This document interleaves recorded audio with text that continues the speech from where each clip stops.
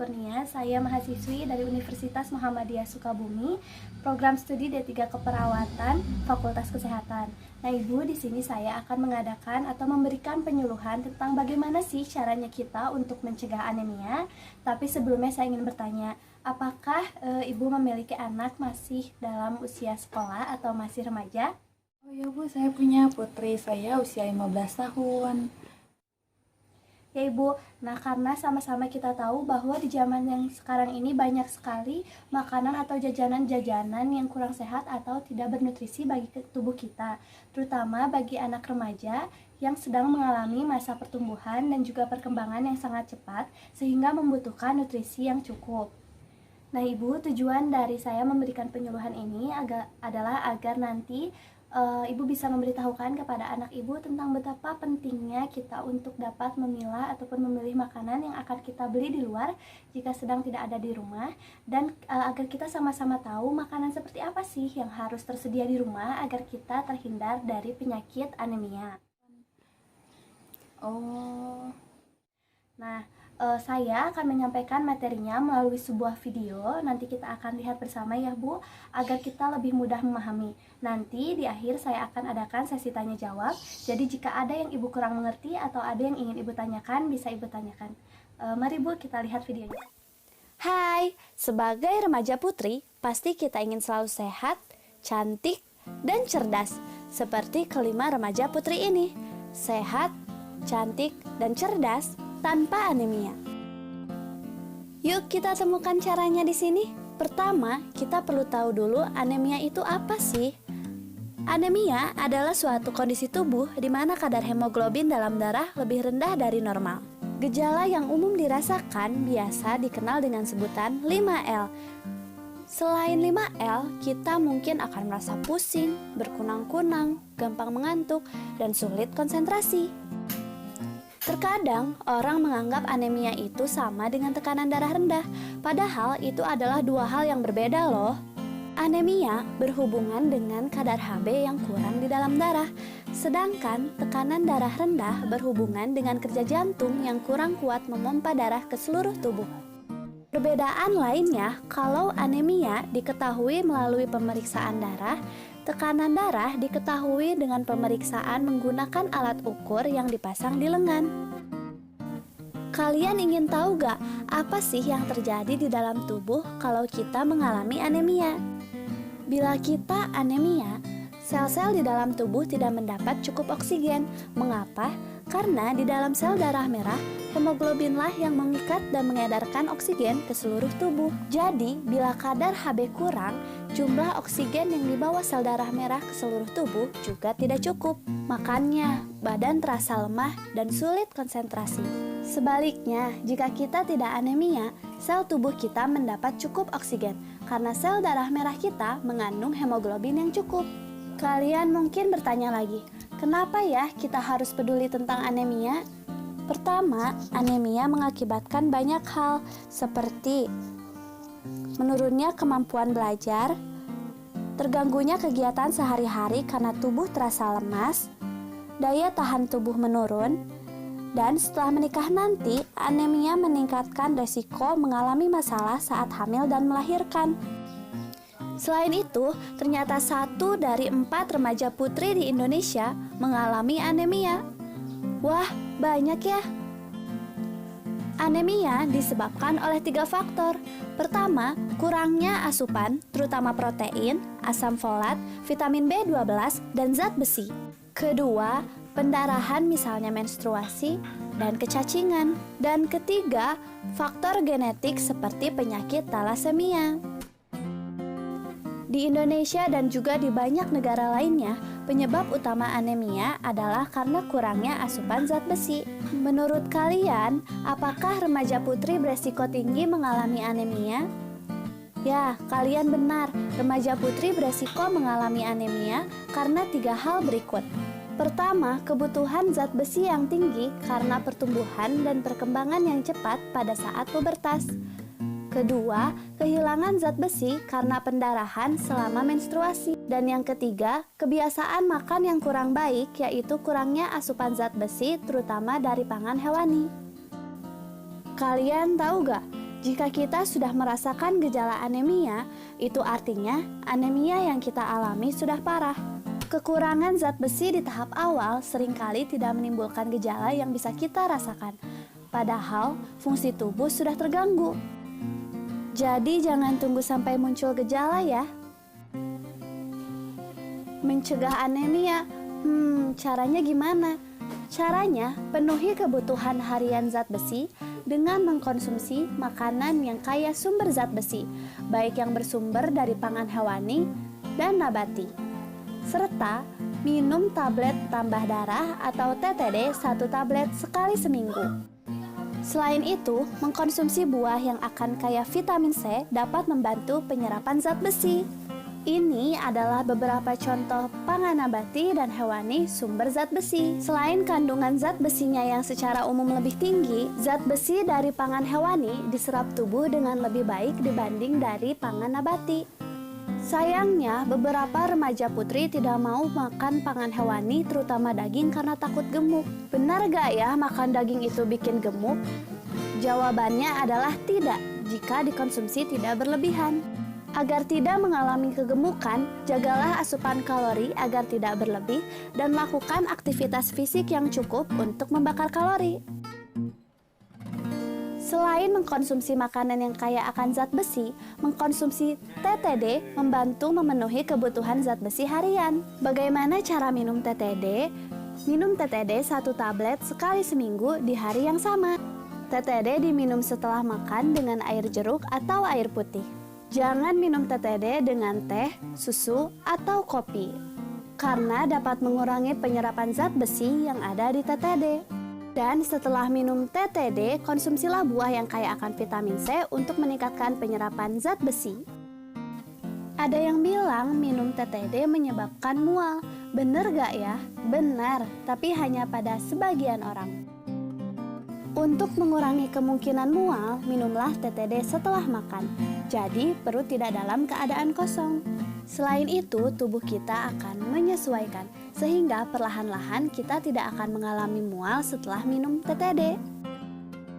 Selain itu, minum TTD juga terkadang menyebabkan tinja berwarna kehitaman.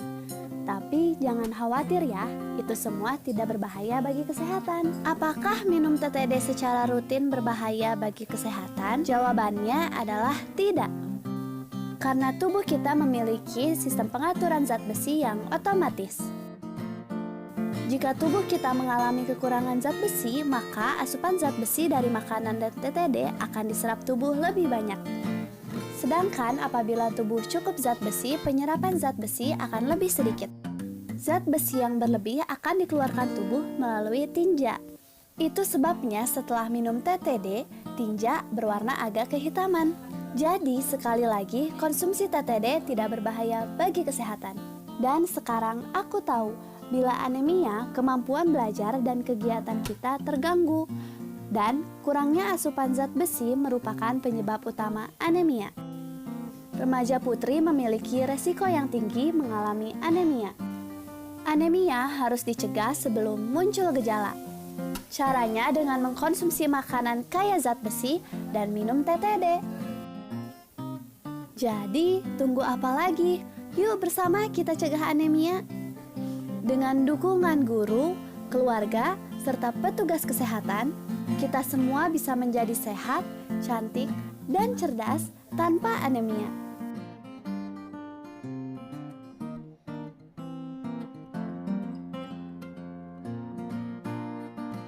Kita lihat bersama-sama, kita tahu bahwa untuk mencegah terjadinya anemia itu tidak hanya berasal dari diri kita sendiri yang menjaga pola makan dan gaya hidup, tetapi juga memerlukan dukungan dari orang lain. Contohnya adalah remaja putri tadi membutuhkan dukungan dari guru, tenaga medis, dan keluarganya. Dan begitupun setiap anggota keluarga harus saling memberikan dukungan agar program untuk mencegah anemia ini dapat terwujud. Ibu, apakah ada yang kurang dimengerti atau ada yang ingin ditanyakan? Nah, terus Bu, menurut video tadi nih yang saya lihat itu kan kepada usia remaja ya. Kalau misalkan kayak usia saya nih udah dewasa itu gimana Bu? Apa mungkin saya juga bisa kena anemia kalau misalkan sudah dewasa? Nah Ya Ibu, jadi anemia itu tidak hanya bisa terjadi pada remaja, tapi juga bisa pada orang dewasa, baik laki-laki ataupun perempuan. Nah, dewasa seperti apa yang bisa terkena anemia? Yaitu dewasa yang tidak menjaga pola makan dan gaya hidupnya. Contoh, dia selalu mengkonsumsi makanan yang banyak mengandung kalori dan rendah zat besi, lalu dia juga malas untuk berolahraga, maka dia bisa terkena anemia dan penyakit lainnya. Nah, dewasa seperti apa yang dikategorikan mengalami anemia?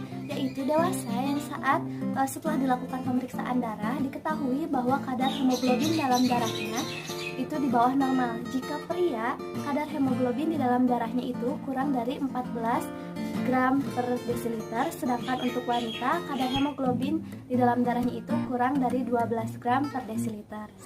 Seperti itu ya Bu ya. Oh iya, betul ya Bu ya. Dari tadi kan yang dibahas di video itu mengenai zat besi dan hemoglobin ya Bu. Sebenarnya apa hubungan antara kedua hal tersebut? Nah, kebetulan sekali Ibu, pertanyaan Ibu ini bersangkutan dengan penjelasan saya selanjutnya mengenai jenis-jenis anemia berdasarkan penyebabnya. Nah, untuk mengetahui hubungan antara zat besi dan hemoglobin, sebelumnya kita harus tahu apa itu hemoglobin dan apa itu zat besi. Yang pertama, zat besi itu adalah mineral penting yang harus kita konsumsi setiap hari atau tubuh kita dapatkan setiap hari. Karena pasalnya, tubuh memerlukan zat besi untuk menghasilkan komponen sel darah merah yang sering kita sebut dengan hemoglobin. Nah, yang kedua, hemoglobin itu adalah senyawa yang berfungsi untuk mengangkut dan menyebarkan oksigen yang berada di dalam sel darah merah ke seluruh tubuh kita. Jadi, jika tubuh kita kekurangan zat besi, maka kadar hemoglobin yang ada di dalam sel darah merah pun akan berkurang. Itu hubungannya ya, Bu. Nah, kita masuk ke pembahasan selanjutnya mengenai jenis-jenis anemia berdasarkan penyebabnya. Yang pertama, anemia karena kekurangan zat besi. Memang seperti pada hal umumnya yang sudah kita ketahui bahwa anemia disebabkan karena kekurangan zat besi. Kekurangan zat besi dapat membuat tubuh kita tidak mampu memproduksi atau menghasilkan hemoglobin. Kondisi ini dapat disebabkan jika memang kita tidak mengkonsumsi makanan yang tinggi akan zat besi, atau bisa juga karena suatu penyakit yang menyebabkan tubuh tidak dapat menyerap zat besi. Contohnya adalah penyakit seliak. Nah, penyakit seliak itu apa sih? Penyakit seliak adalah penyakit autoimun yang terjadi karena konsumsi gluten. Gluten itu adalah protein yang bisa kita jumpai di beberapa jenis sereal. Jadi sereal tidak hanya mengandung karbohidrat, tapi juga mengandung gluten. Contohnya adalah gandum. Nah, pada orang dengan penyakit seliak ini, biasanya sistem kekebalan tubuhnya akan bereaksi jika mengkonsumsi gluten. Biasanya akan menyebabkan kerusakan pada dinding usus halus dan menghambat penyerapan nutrisi, sehingga terjadi malnutrisi. Oleh karena itu, orang yang mengidap penyakit seliak ini biasanya akan mengalami diare, lemas, dan juga anemia. Jenis anemia yang kedua itu adalah anemia yang disebabkan karena kehamilan. Jadi, seorang ibu yang sedang mengandung ataupun hamil dan kadar hemoglobinnya rendah itu merupakan hal yang wajar atau normal terjadi. Meski demikian, sebenarnya kebutuhan hemoglobin sang ibu jika sedang hamil itu sebenarnya meningkat. Oleh karena itu, ibu yang sedang mengandung harus banyak-banyak mengkonsumsi makanan pembentuk hemoglobin, yaitu zat besi, vitamin B12 dan asam folat yang dapat memaksimalkan pertumbuhan dan perkembangan sang janin di dalam rahimnya. Nah, apa sih yang terjadi kalau misalnya ketika konsumsi hal ini kurang? Jika kurang, maka hal tersebut dapat membahayakan sang ibu ataupun sang janin. Jenis anemia yang ketiga yaitu anemia akibat pendarahan. Anemia dapat disebabkan oleh pendarahan besar, baik yang terjadi secara perlahan atau berlangsung dalam jangka waktu lama, atau bisa juga yang terjadi seketika. Penyebabnya adalah cedera, misalnya seseorang mengalami kecelakaan dan ada luka terbuka sehingga menyebabkan pendarahan yang banyak. Yang kedua, ada menstruasi bagi kaum wanita, ada pendarahan wasir, peradangan pada lambung, lalu kanker usus, dan juga bisa karena efek samping obat antiinflamasi nonsteroid, yaitu obat yang mengurangi peradangan sehingga meredakan nyeri dan juga demam. Contohnya adalah obat ibuprofen dan asam mefenamat. Selain itu, anemia akibat pendarahan juga bisa karena infeksi cacing tambang, yaitu cacing yang menghisap darah pada dinding usus. Selanjutnya, jenis anemia yang keempat yaitu anemia aplastik. Anemia aplastik adalah anemia yang terjadi karena adanya kerusakan pada sumsum tulang belakang sehingga tidak dapat memproduksi sel darah merah secara optimal. Nah, hal ini bisa disebabkan karena adanya infeksi, paparan zat kimia beracun, penyakit autoimun, efek samping dari obat antibiotik, dan obat untuk mengatasi rheumatoid arthritis atau biasa kita kenal dengan sebutan radang sendi. Nah, selanjutnya jenis anemia yang kelima yaitu anemia hemolitik. Anemia hemolitik adalah suatu anemia yang disebabkan karena proses penghancuran sel darah merah lebih cepat dibandingkan proses produksi atau pembentukannya. Kondisi ini dapat disebabkan karena faktor genetik atau keturunan dari orang tua, tetapi bisa juga terjadi ketika sudah lahir, misalnya karena ada kanker darah, infeksi bakteri atau virus, penyakit autoimun, ataupun efek-efek samping dari obat-obatan seperti paracetamol, penisilin, dan anti malaria. Jenis anemia yang keenam yaitu anemia akibat penyakit kronis. Nah, jadi beberapa penyakit kronis dapat mempengaruhi pembentukan sel darah merah, apalagi jika penyakit tersebut sudah berlangsung dalam jangka waktu yang lama. Contohnya adalah penyakit ginjal, penyakit kanker, HIV/AIDS, rheumatoid arthritis, dan penyakit Crohn.